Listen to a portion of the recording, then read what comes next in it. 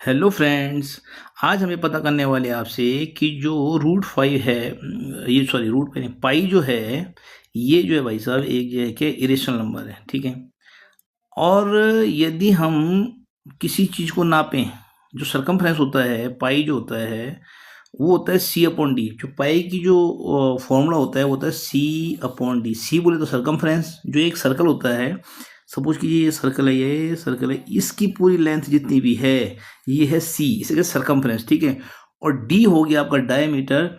Diameter मतलब ये जो आपका ये सेंटर से मैंने खींचा, ये है इसका डायमीटर। ठीक है। यानी सरकमफ्रेंस जो रेड में दिख रहा है आपको, इसकी लेंथ अपॉन जो डायमीटर है, इसको हम अगर अपॉन में डाल दें डायमीटर को, तो हमारा आ जाता है, हमारा पाई आ जाता है। ठीक है। तो आता है हमारा पाई। अब ये कहता है यार कि पाई जो है इरेशनल नंबर है। पाई क्या है? इरेशनल नंबर है। पाई की वैल्यू आप देखी होगी एग्जाम में, होती है 3.14 दी हुई है ना।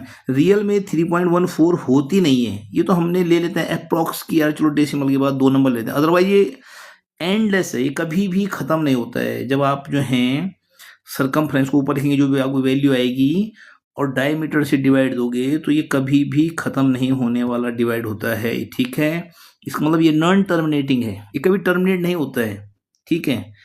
तो इसका क्या कारण है उस बारे में आज अब बात करने वाले हैं। देखिए, when we measure the length with scale, चलो माना हमने स्केल से कोई लेंथ ना भी, अब बोलेंगे यार सरकमफ्रेंस की लेंथ काट देंगे 20 से और इसे लंबा कर देंगे। भाई इसी को जो है हम जो है, अगर काट दें, इसको हम काट दें 20 से, तो इसको ऐसा लंबा कर सकते हैं और तब इसे नाप सकते हैं, है ना, आराम से।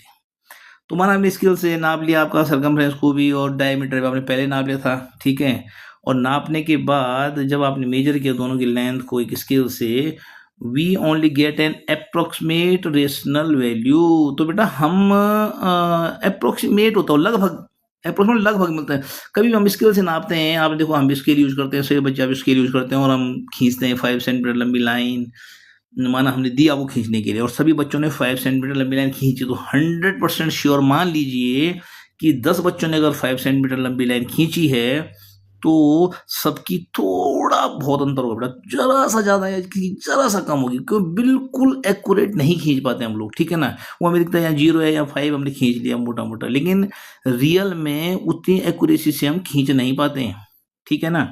तो वो अप्रोक्सीमेट होता है, वो लगभग लगभग रेशनल वैल्यू के। इसलिए हमें लगता है यार कि सीओपॉइंट हमारा रेशनल आ गया। जबकि अगर अब हम एक्यूरेट नापे, हमारे पास कोई यंत्र हो ऐसा कि सर्कमफ्रेंस एक्यूरेट नप जाए और जो ये डायमीटर भी एक्यूरेट नप जाए, तो भाई साहब हमेशा ये 3.1 और 14 और आगे के जो भी नंबर आते हैं उसी फॉर्म में आएगा, इरेशनल ही आएगा हमेशा।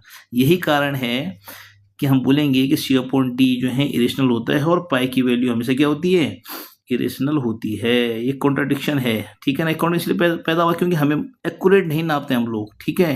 इसलिए कोई कॉन्ट्राडिक्शन है ही नहीं इस मामले में। जैसे कि हम बोलेंगे यार कि सी अपॉन डी तो हमारा रेशनल नंबर आया, और पाई इरेशनल कैसे हो गया, रियल में ऐसा कुछ है नहीं। यदि हम एक्यूरेट नापें तो इरेशनल ही आएगा वो। इसलिए लिखा हुआ है there is no contradiction in saying that pi is irrational. I hope आपकी समझ में कन्फ्यूजन क्रिएट, सॉरी, सॉल्व हो गया होगा कन्फ्यूजन अब। ठीक है ना। Okay, thank you.